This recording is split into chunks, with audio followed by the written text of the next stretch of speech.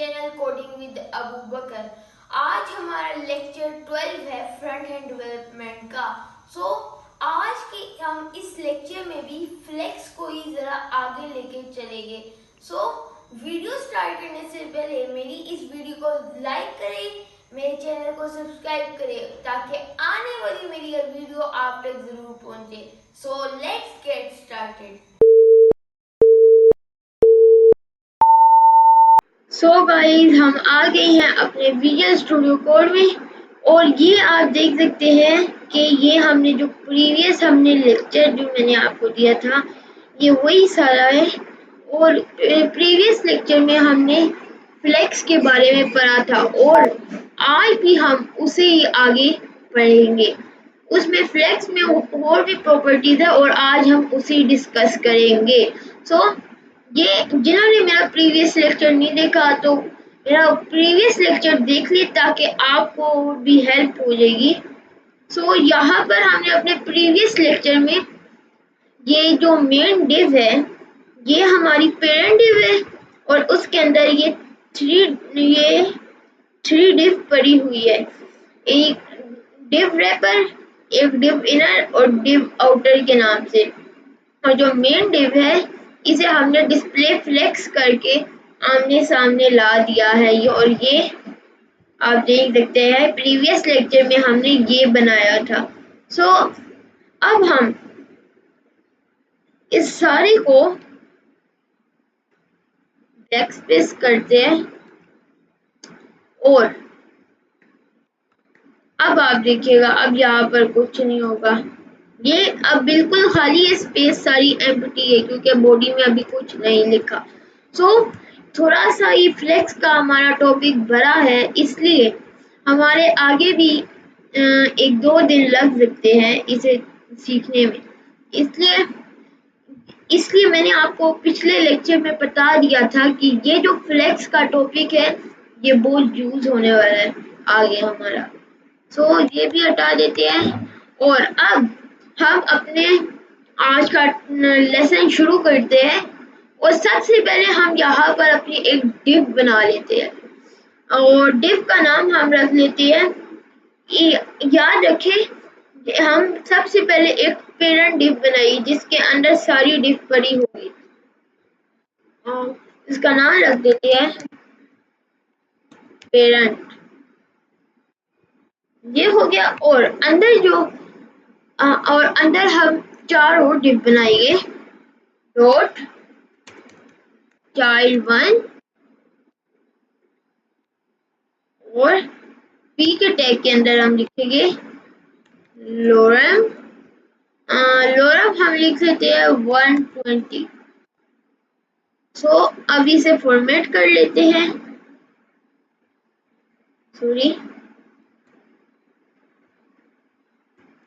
यहाँ पर हम इसे अभी फॉर्मेट कर लेते हैं। ये यहाँ पर फॉर्मेट डॉक्यूमेंट का ऑप्शन है। अब ये देख लीजिए अब बिल्कुल सही तरीके से जस्टिफाई इसने कर लिया है। child1 और child1 यहाँ से लेके यहाँ तक है और ये पेरेंट के अंदर पड़ा हुआ है। पेरेंट इसकी मेन डिव है और इसे ही हम कॉपी करते हैं और इसे हम अब पेस्ट करेंगे 4 टाइम्स हमने इसे पेस्ट कर लिया। child4 इसका नाम दे देते हैं, इसका नाम child3 क्योंकि ये सारे पेरेंट की चाइल्ड है इसलिए हमने इसे चाइल्ड के क्लास दे दिए। अब आप देखिएगा जब हम यहाँ पर आएंगे ये सारा टेक्स्ट हमें नजर आ रहा है। यहाँ पर अब हम थोड़ी सी इसे प्रॉपर्टीज दे देते हैं। ये हमारा है डॉट पेरेंट में हमारा डॉट child1 और डॉट child2 और डॉट child3 और डॉट child4। ये हम यहाँ पर दरमियान में कॉमा डाल देते हैं। ये याद रखिए पेरेंट के बाद में कॉमा नहीं डालना क्योंकि इसकी पेरेंट मेन डिव है। पेरेंट हमने इसलिए बनाया है ताकि इसे हमने फ्लेक्स दे सके, डिस्प्ले फ्लेक्स की प्रॉपर्टी। सबसे पहले हम इन्हें टारगेट किया और हम इसे बॉर्डर दे देते हैं, बॉर्डर 4 पिक्सल सॉलिड, और इसका कलर हम दे देते हैं सिल्वर। और अब देखिएगा ये इन तीनों ने अपने अपने बॉर्डर पिक कर लिए हैं। सो अब ये आप देख सकते हैं, ये जो ऊपर वाले बॉर्डर है इनमें स्पेसिंग आ रही है। इसी स्पेस को खत्म करने के लिए इन्हें हम कहते हैं मार्जिन टॉप। मार्जिन की प्रॉपर्टी आप याद रखें नहीं देनी, क्योंकि अगर आप मार्जिन की प्रॉपर्टी देंगे वो हर जगह से मार्जिन पिक करेगा। इसलिए हम यहाँ पर मार्जिन टॉप की प्रॉपर्टी देंगे 10 पिक्सल। अब आप देखिएगा इसने बॉर्डर अपना अब सही तरीके से पिक कर लिया है। और अब बॉर्डर हमने सॉलिड है, इसे हम डैश कर लेते हैं।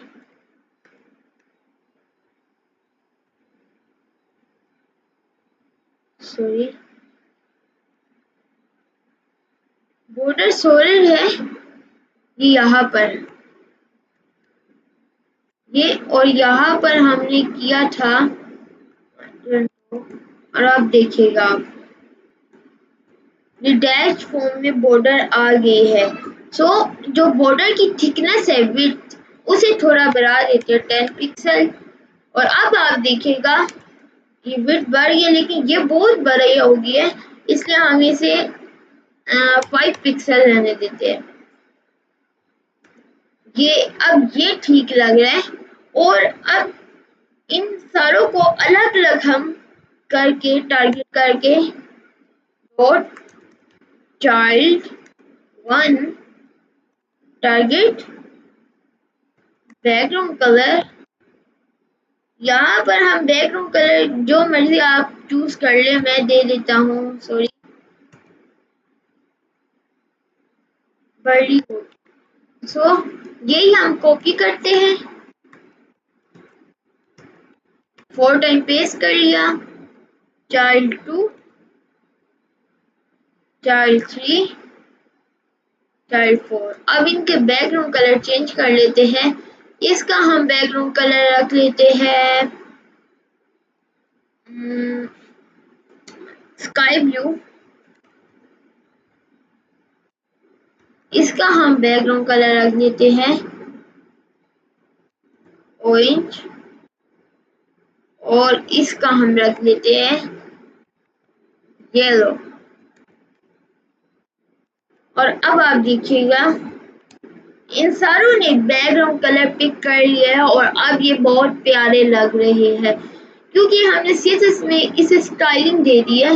और अब यहाँ पर हम वापस जाते हैं, और अब हम जो हमारा पेरेंट का जो एक डिव बनाई थी जिसे हमने क्लास पेरेंट दी थी, ये आप याद रखिए प्रीवियस लेक्चर में मैंने आपको बता दिया था कि जो आप फ्लेक्स की प्रॉपर्टी देते हैं वो आपने कभी भी इसके जो चिल्ड्रंस है उन्हें नहीं देनी, जो इसका मेन जो पेरेंट है उसे देनी है।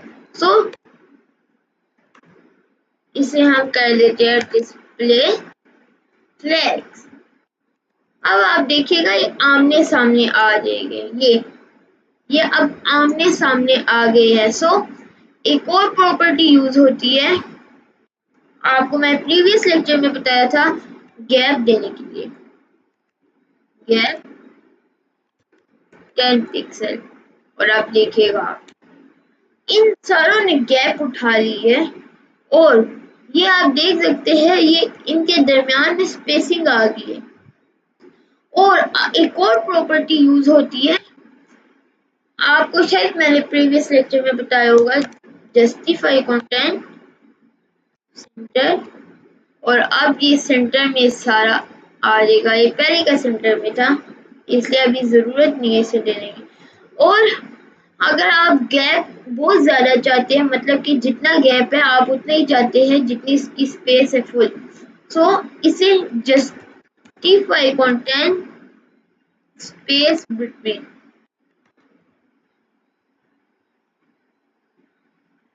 लेकिन इसलिए ये वर्क नहीं कर रहा है क्योंकि इसकी जो गैप है टोटल हाई इतना, इसलिए हमने इसे गैप की प्रॉपर्टी दी हुई थी ये। और अब हम एक और प्रॉपर्टी यूज होती है, वो होती है फ्लेक्स रैप रैप की। ये आप याद रखिए, जो अभी जितनी भी हमने ये यहाँ से लेके यहाँ तक हमने सब जितना भी हमने लिखा है, ये सिर्फ तब तक ही काम करेगा जब आपने डिस्प्ले फ्लेक्स दिया होगा। डिस्प्ले इनलाइन ब्लॉक में काम नहीं करेगा, डिस्प्ले ब्लॉक में भी नहीं करेगा, डिस्प्ले इनलाइन में भी यहाँ तक कि नहीं करेगा, ये सिर्फ डिस्प्ले फ्लेक्स में करेगा। ये बात याद रखिए, क्योंकि आप कभी कभी ये सोचने में लग जाएंगे, एरर फाइंड करने में लग जाएंगे कि ये काम क्यों नहीं कर रहा, इसलिए मैंने आपको पहले बता दिया है। सो यहाँ पर हम flex wrap wrap flex wrap wrap और फ्लेक्स रैप रैप भी सिर्फ फ्लेक्स के साथ, डिस्प्ले फ्लेक्स के साथ काम करता है। सो अब फ्लेक्स रैप रैप का एक मेन मकसद है कि ये रैप कर देता है, जितनी भी हमने डिव बनाई थी एक साथ आ रही थी ना एक ही लाइन में फ्लेक्स की वजह से, इसलिए फ्लेक्स रैप रैप की प्रॉपर्टी दी है और अब वो ऊपर नीचे शो होगी। ये आप देख सकते हैं, अब ये ऊपर नीचे शो हो रही है।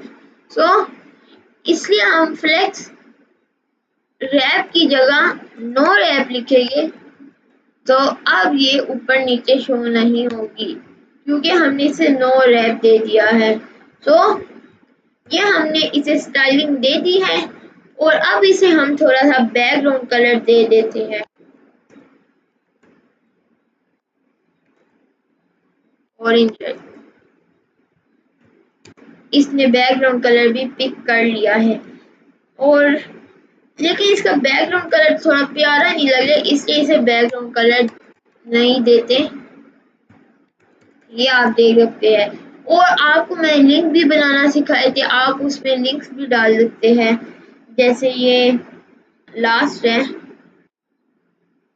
यहाँ पर आपको एंकर टैग का भी मैंने बताया था, और यहाँ पर हैश, ताकि यहाँ पर आपको मैंने जिन्होंने अभी मेरी ये वाली वीडियो नहीं देखी जिसमें मैंने लिंक्स बनाना सिखाए थे, वो वहाँ पर वीडियो में क्लिक करके वो वीडियो भी देख सकते हैं ताकि आपको थोड़ी इंफॉर्मेशन मिल जाए। सो यहाँ पर हम लिख देते हैं क्लिक हेयर। यहाँ पर हमने क्लिक हेयर लिख दिया और अब इसे मैं हर चाइल्ड में पेस्ट कर देता हूँ।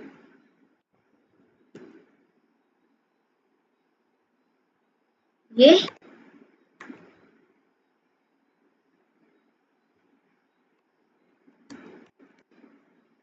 अब यहाँ पर ये आप देख सकते हैं क्लिक हेयर का ऑप्शन आ गया है, और ये हमारा बटन नहीं कह सकते, एक टाइप ऑफ लिंक आ गया है, लेकिन आप इसे बटन भी बना सकते हैं, वो आगे आपको बताऊंगा।